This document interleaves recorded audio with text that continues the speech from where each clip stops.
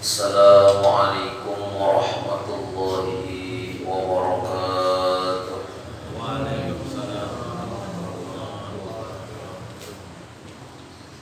Bismillahirrahmanirrahim.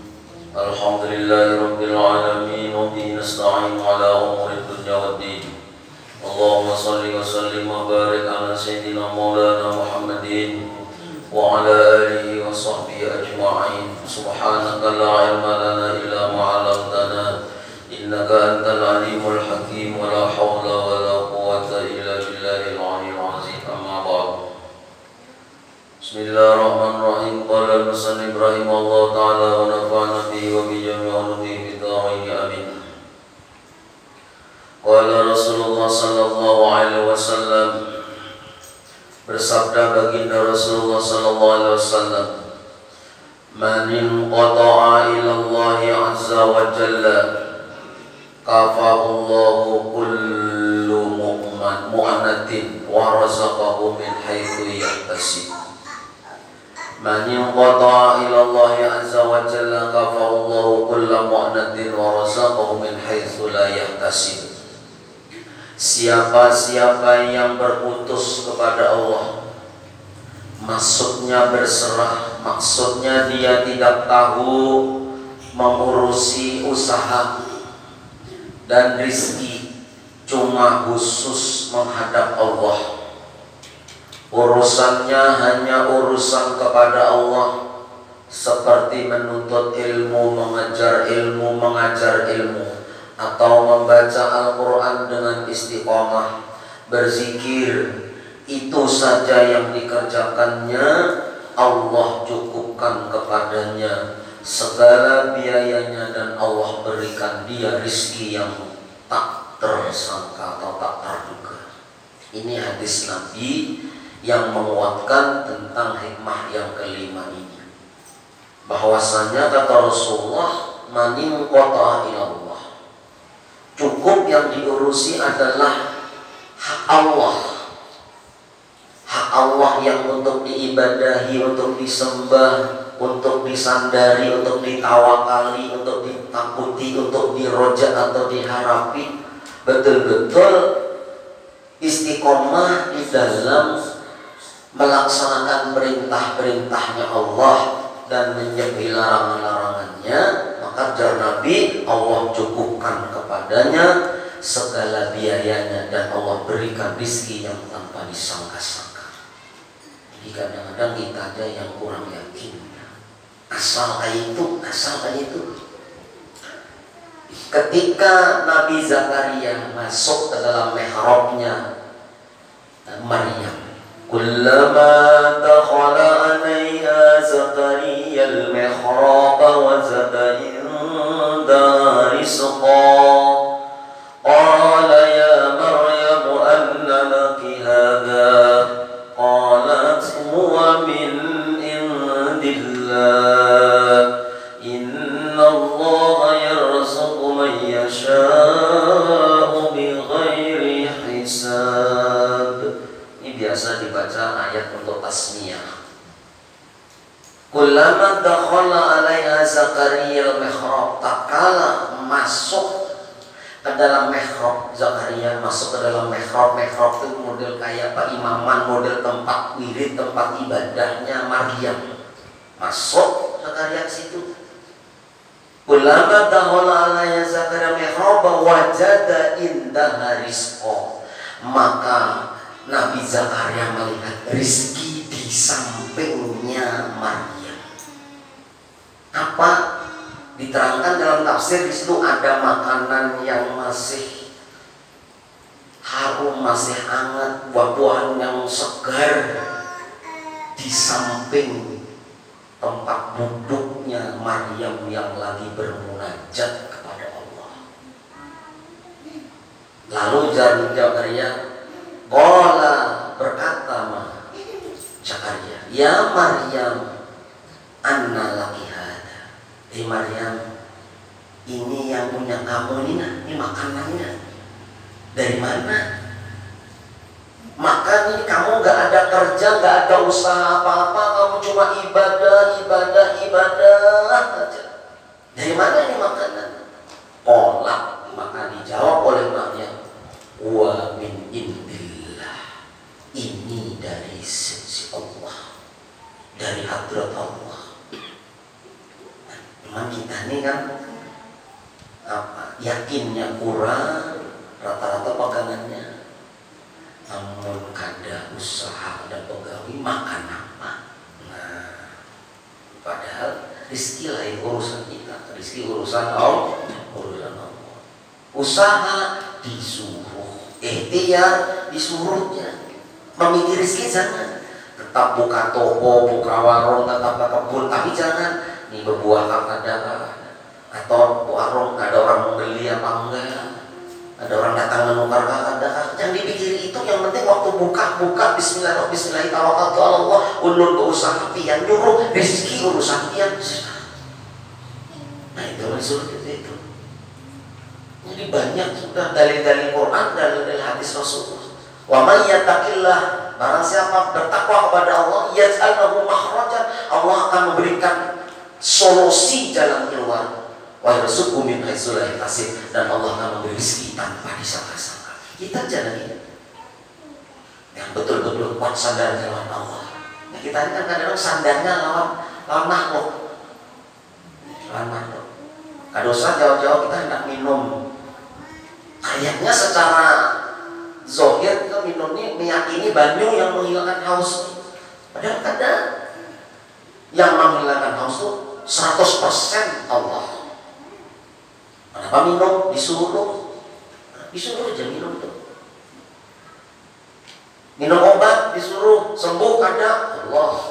Kalau kita pandangan kepada obat, sandaran kepada obat, habis minum kada sembuh, pasti jengkel hati, larang-larangnya kada sembuh juga.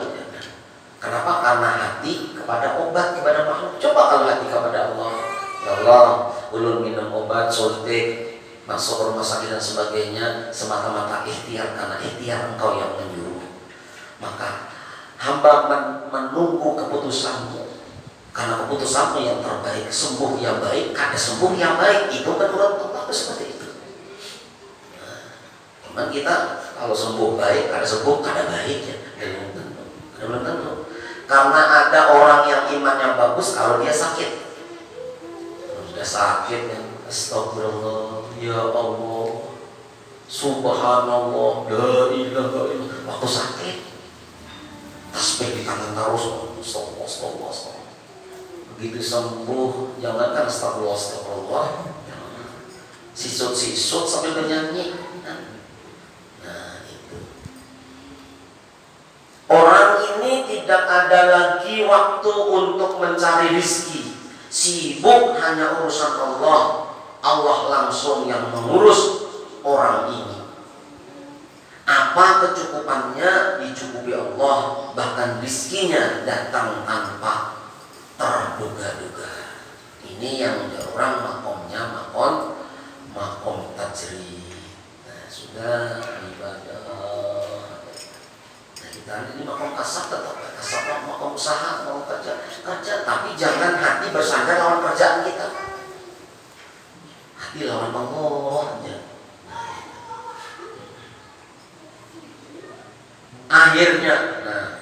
Akhirnya Allah bersumpah lagi. Berapa lagi Allah yang bersumpah? Ujar Allah, fa rabbis samai wal ardi innahu lahaqqum misla ma annakum tantiqun. Demi Tuhan langit dan bumi. Ini Quran, Allah yang bersumpah sendiri. Demi Tuhan langit dan bumi, bahwa urusan rezeki itu benar seperti kamu bertutur kata. Kalau kita bertutur kata tidak memakai mulut orang lain, kalau kita berkata-kata tidak memakai lisan orang lain, demikian pula rizki yang diberikan kepada kita bukan rizki orang lain, melainkan rizki yang dijatahkan untuk kita. Dan banyak lagi ayat-ayat yang menunjukkan supaya kita benar-benar yakin bahwa urusan rizki adalah urusan Allah, jaminan Allah. Bahkan Al-Arif Billah Uwais Al-Qarni berkata, nah Uwais Al-Qarni ini hidup sejaman dengan Nabi tapi tidak pernah bertemu Nabi. Tapi Nabi berpesan kepada sahabat, nanti kalau kau bertemu Uwais Al-Qarni mintalah doa, karena doanya diijabah oleh Allah. Nah, hebat Uwais Al-Qarni, bukan sahabat, bukan sahabat dekat, tapi hidup sejaman dengan Nabi tapi tidak bertemu dengan Nabi. Apa jar Uwais Al-Qarni? Lau abadtallaha ibadata ahli samawati wal ardi la yakbalu minka hatta tusaddiqahu. Kila kaifa nusaddiqahu? Qala takunu aminan bima takaffalallahu laka min amri rizqihi wa tara jasadaka fariqan lil ibadah. Jikalau engkau beribadah, seandainya engkau beribadah kepada Allah sebagaimana ibadahnya penduduk langit dan bumi, ini Uwais Al-Qarni. Seandainya engkau tuh beribadah seperti ibadahnya penduduk langit dan penduduk bumi, maka Allah tidak akan menerima ibadah itu daripada engkau, sehingga engkau membenarkan Allah. Lalu ada yang bertanya, bagaimana maksudnya membenarkan Allah itu? Maka dia menjawab, adalah engkau merasa aman, merasa tentram dengan apa yang sudah dijamin oleh Allah daripada urusan rizki, dan engkau lihat jasad engkau itu penuh dengan ibadah. Nah ini maksudnya. Seandainya kita itu ibadah kayak penghuni langit, malaikat-malaikat kan ibadah aja. Di Baitul Maqmur itu orang tawaf dengan malaikat. Nah, lawan kita nih ibadah kayak penghuni bumi juga. Rajinnya kayak itu, jumlah banyaknya ibadah kayak itu juga. Maka Uwais Al-Qarni, tidak akan diterima ibadahmu sebanyak itu selama engkau belum merasa tentram dan tenang membenarkan Allah. Maksudnya tenang dan tentram dengan jaminan Allah dalam masalah rizki. Rugi kita ibadah seperti pembeli langit dan bumi, tapi masih kada yakin dengan jaminan Allah masalah rizki. Makanya sering kita sampaikan, contoh mama ulun ini punya sopir, tugas sopir ini pokoknya kemana ulun berjalan menuju di tujuan manapun, acara apapun, sopir harus standby mata ulun. Pokoknya cukupi makanannya Pak sopir nih, makanan istrinya, makanan anak-anaknya cukupi, biaya hidupnya, sekolah anak, istrinya, baju anak cukupi, ujar ulun. Pokoknya keperluanmu semua cukupi dengan syarat engkau harus betul-betul disiplin standby mengantar aku kemanapun. Mun sopir itu sopir yang normal, sehat, pikiran hatinya hidup, sopir ada lagi nah, cukup ada yang mau makan itu buka cabang atau buka warung atau usaha apa sampai waktunya kadang-kadang suruh nyopir umpamanya nggak ada datang, lambatkah apakah, padahal ujar ulun cukupi kan, pokoknya usahakan nyopir cukupi. Tapi sopir ini kayak kadang percaya, kadang datang lambat, kadang nyopir mengantuk, kadang macam-macam. Malah yang ada disuruh napa malah yang menggawe yang ada disuruh. Ini sopir ini kurang sehat akalnya. Mau sopir yang normal, aku bingung mencari usaha lain, memikirkan lain. Yang penting aku standby nyopir. Kenapa? Karena keperluanku, keperluan anakku, keperluan istriku. biaya hidupku, sandang panganku sudah dijamin oleh bosku umpamanya. Nah itu hamba yang bagus. Jalan Allah, ikam sembahyang aja, waktu puasa Ramadan puasa aja, ikam zakat aja, jaga perintahku ini, laranganku jangan diranjang, jangan ikam mabuk, jangan ikam berjudi, jangan ikam berzina, jangan ini, laranganku ini pokoknya sudah. Larangan jangan diranjang, ini perintahku, turuti semua. Aku yang menjamin kehidupanmu. Rizki ku cukupi, rizkimu, rizki anakmu, rizki istrimu, semua ku cukupi. Ya Allah. Murni kita yang normal, hamba yang normal, inggih yang diperhatikan perintahnya ini, Pak. Ada sibuk usaha apa aku nih? Aku nih harus kerja apa, ini apa yang pegawai. Ya Allah, ikam beribadah aja kepada aku yang mencukupi. Nah, itu kita nih kadang-kadang paling yang dituntut Allah supaya beribadah sungguh-sungguh asal-asalan. Yang tidak dijamin rizkinya mati-matian, kan paling nih. Ibarat bawang ini luput. Nah itu kita kebanyakan tuh kayak itu. Padahal jaminan Allah kan. Maryam dari mana? Kan Maryam dapat makanan nyaman-nyaman masih hangat, harum maksudnya. Olah buah min indillah, ini Tuhan yang memberi. Ada usaha apa? Cuman la ilaha illallah, astagfirullah, subhanallah, wa sallallahu ini tuh sampai beberapa baca Quran ini itu dicukupi Allah. Kita mohon maaf, kadang harus seperti itu, maksudnya harus persis seperti itu kadang, karena makom kita lain-lain. Ada yang kepercayaan keyakinan separuh, ada keyakinannya seperempat. Maksudnya apa? Maksudnya serajin apapun kita berusaha, hati jangan ke usaha kita, hati jangan ke makhluk, hati tetap bersandar dan meminta hanya kepada Allah. Itu aja. Rajin aja memang disuruh, kalau itu rajin jangan toleran. Tapi datang waktunya sembahyang, ayo sedang ya sudah. Minta ampun rezeki, dan tukang memberi rezeki memanggil, ya Rasulullah, oh iya Tuhan ya, pian bang nama memberi rezeki, orang harus taat. Sebetulnya harus itu. Kita kadang juhur jam setengah 12, jam 1 setengah 2 aja juhur. Subuh dipanggil jam 4 lewat 6 menit, panggil. Orang tutup salaman Allahumma sholli ala hanya bangun dan Tuhan pun memanggil tuh. Jadi artinya apa? Tetap berusaha semaksimal mungkin, tapi hati jangan ke makhluk, hati jangan memikirkan usahaku ini. Namun aku ada usaha makan apa yuk? Aku usaha ini payu kada, aku ini belajar kada usaha teh bismillah. Ulun serahkan uang pian ya Allah, karena rezeki urusan pian sudah. Nah, jadi kan kami kali hidup. Dan ini kadang-kadang konsepnya tepaling. Yang kada disuruh sungguh-sungguh benar. Padahal takarannya sudah ada.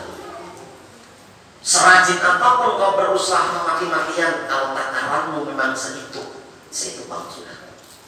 Tapi biar leha-leha santai-santai, tapi takaranmu lebih juga. Nah, jadi kita nih, apalagi masalah sugih dan miskin. Orang itu bila umur sudah 40 tahun ke atas, apalagi sampai 50 tahun, usaha macam-macam juga, kada sugih juga, sudah nanti sampai mati kada sugih. Tapi bila umur 30 tahun mulai kawal berkembang, semakin berkembang, semakin muncak rezekinya semakin bagus. 40 tahun itu suge lebih dari 40 suge dasar suge juga ya. Tapi kalau sudah 50 tahun ke atas kayak ini Pak dinikmati sudah disyukuri dasar kayak ini, itu Pak bisa sampai mati.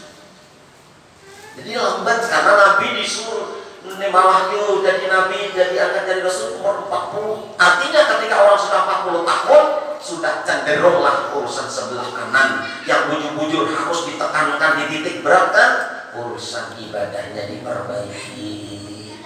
Nah, semakin kesana kita, karena sudah ini 2/3 sudah masuk tentang alami kehidupan sudah itu.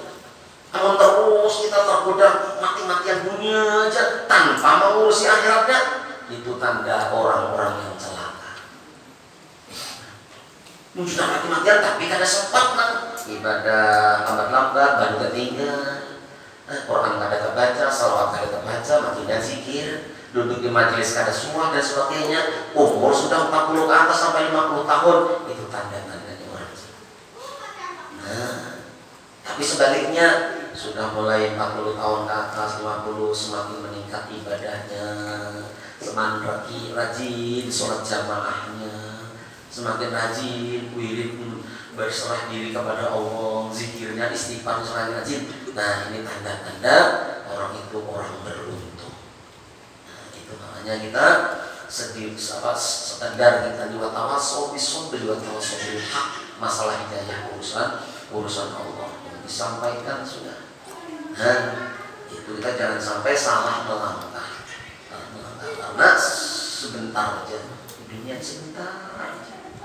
Jadi kawan-kawan kita yang sudah almarhum Bapak Pandu sudah dahulu. Sebelum Bapak Pandu ada yang sudah dahulu-dahulu, nah kayak itu aja nih umur sudah paling 3 hari, 7 hari. Kita orang Jawa biasanya 40, orang Banjar kita menyelawi.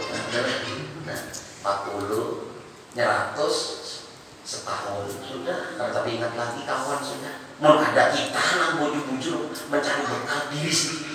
Jangankan orang, anak aja kadang-kadang karena kawan dicakarakan, bini kan kawan. Kita pun yang cangkang sudah. Ayo, kesempatan ini yang diminta oleh orang-orang yang sudah mati. Ya Allah, Rabbir ji'uni, kembalikan ulun ke dunia. Hendak jua sujud ulun, hendak jua ulun duduk di majelis ilmu, hendak jua ulun beriktikaf di masjid baca Quran, hendak, tapi sudah mati. Nah, kita ini masih ada. Nah, beruntung kita. Untung. Nah, masalah miskin kaya itu tergantung hati, jangan itu. Biar subih tapi mengkurang aja, rakus saja. Ada tentramnya, ada kaya-kayanya. Biar hidup sederhana, sehari dimakan, esok ada, tapi sabar menerima takdirnya Allah, mensyukuri nikmat Allah. Itu namanya orang sugih itu.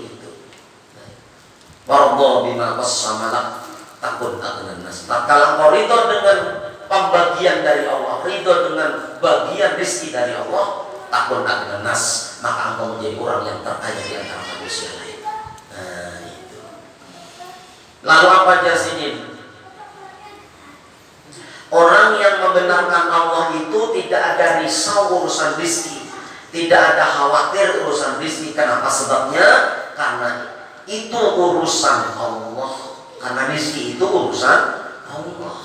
Buat apa kita merisaukannya? Buat apa kita mencampurinya? Urusan rezeki itu urusan Allah. Sedangkan urusan kita adalah beribadah kepada Allah. Itu yang kita urus, itu yang kita sungguh-sungguh untuk menjalankannya. Itu sudah. Karena ya itu tadi rumusnya. Mati-matian takdir kita seitu ya seitu. Nah, itu sudah. Jadi ya usaha tetap, tapi yang harus cenderungkan adalah utamakan hak Allah. Hak Allah. Jadi di dalam Al-Quran tidak ada tersebut kalimat carilah rizki. Itu kan ada di Quran. Carilah rizki kan.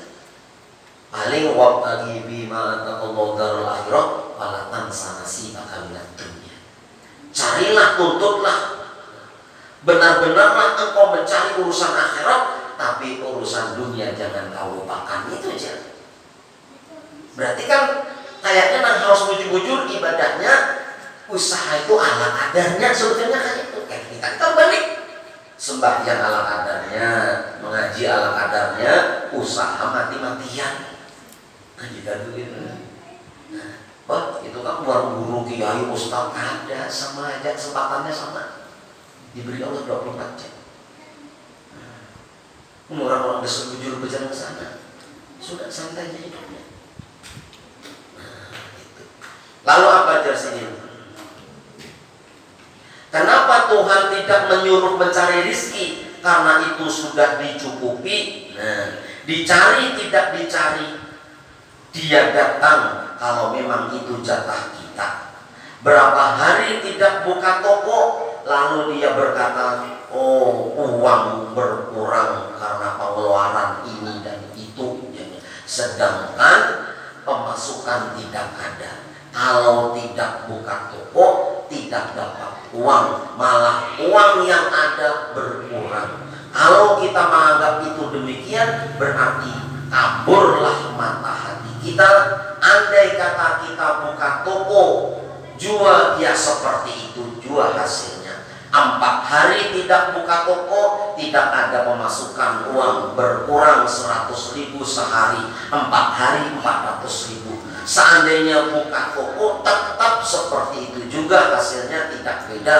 Kalau kita mengatakan beda, berarti sebab memberi bekas, berarti sebab memberi bekas. Padahal buka toko itu kan sebabnya. Buka toko itu adalah sebab, makan itu sebab aja, minum itu sebab aja. Yang mendatangkan rezeki bukan tokonya tapi Allah. Yang mengenyangkan bukan nasi tapi Allah. Yang menyembuhkan bukan budreknya, bukan mesagribnya tapi Allah. Kalau percaya dengan semuanya dengan obat, berarti meyakini obat itu memberi sebab. Bila meyakini obat itu yang menyembuhkan, toko kita yang menyugihkan, berarti kita sudah syirik kepada Allah. Tauhid itu tauhid. Bah iya aja habis obat, maka pinggang sakit badan ini, maka jauh karena di Banjar sana mati jumlah dunia. Nah itu berarti orang yang bersandar dengan asbab. Itu sudah syirik dalam hati. Meyakini selain Allah yang bisa menyembuhkan, itu syirik musyrik sudah. Kayak apakah hebatnya obat tuh? Allah yang menyembuhkan. Makanya diurunkan apa? Penyakit itu ada durasinya. Ya Allah, hikam demam seminggu. Cuma kan dirahasiakan oleh Allah. Jar Allah hikam demam seminggu. Makanya menjar Allah demam seminggu, biar obat apa yang kita untal kadang-kadang sembuh sebelum seminggu. Cuma kan dirahasiakan supaya kita tetap nukar obat. Nah, supaya kita tetap berurut, maka dirahasiakan oleh Allah. Kalau kita tahu pada Tuhan kita dari seminggu lah, kalau Tuhan ada uringnya kita, Bapak minum obat, ada sembuh juga kan belum seminggu, sekali sudah seminggu, sembuh.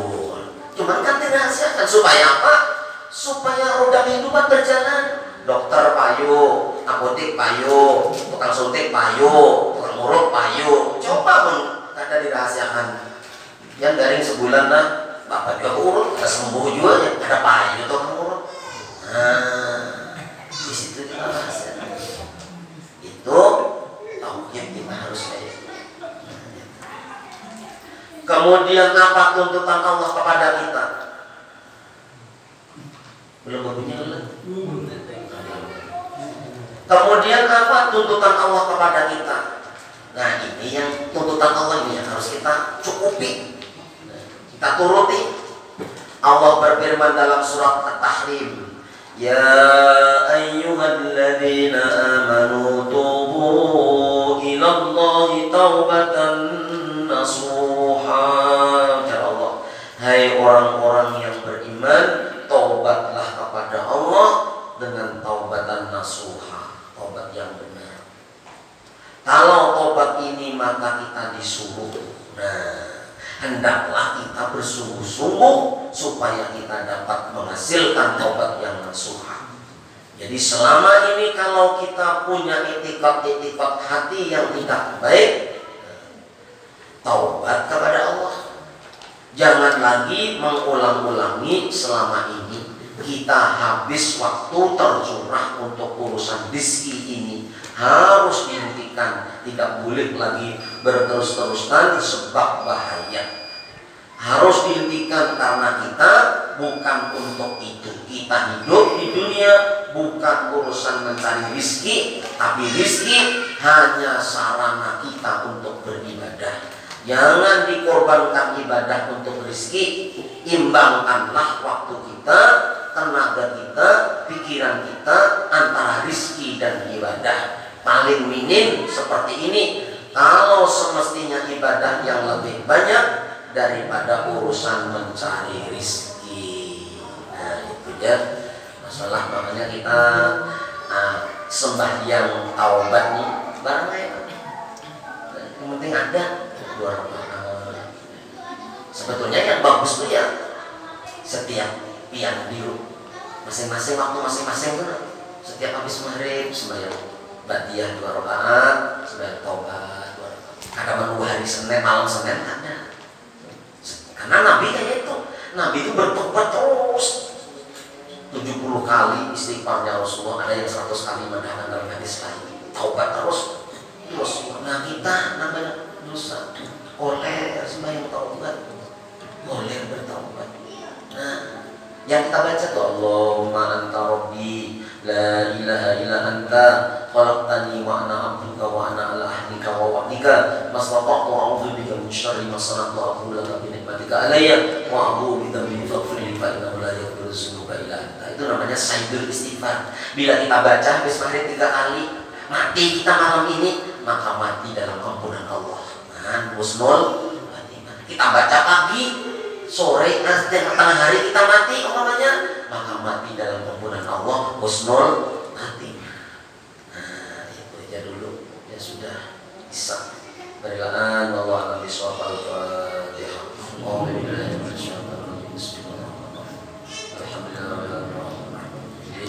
Ya Allah,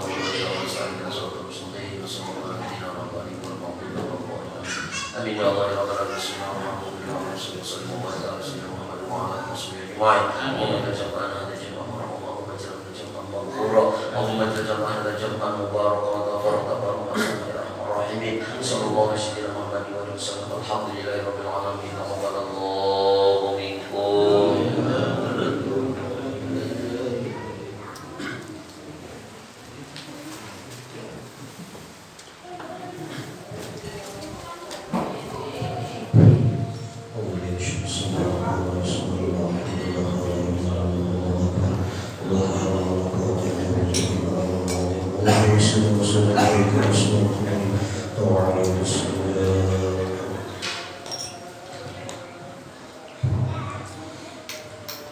Allahu Akbar, Allah